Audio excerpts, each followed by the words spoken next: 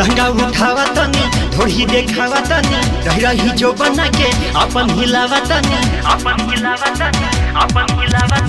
लहंगा उठावा तनी थोड़ी देखावा तनी रही रही जो बना के अपन हिलावा तनी बड़ी चढ़ी बोला जनी कर न जबरी पापा विधायक हम टूट जाई टंगरी बुझला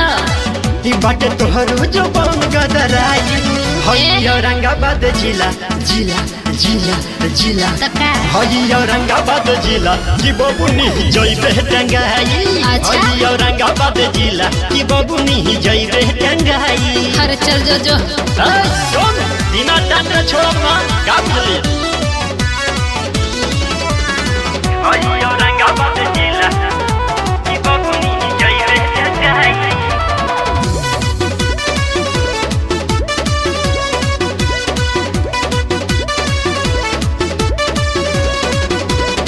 चललू रहिया में मटक मटक के भेजनी बोल दे तो चढ़ाब पटक के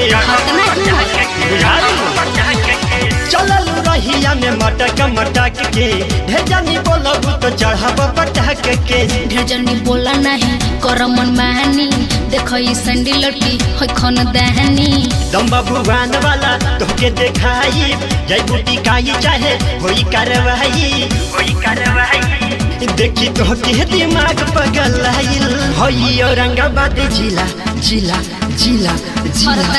हई औरंगाबाद जिला की बबुनी जइबे टंगाई हई औरंगाबाद जिला की बबुनी जइबे टंगाई बस के बात नहीं खे जइबे टंगाई जइबे टंगाई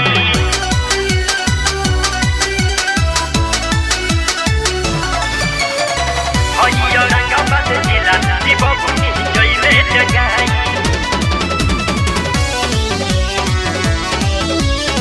तोहरो जो बनवा के बहुत बलीला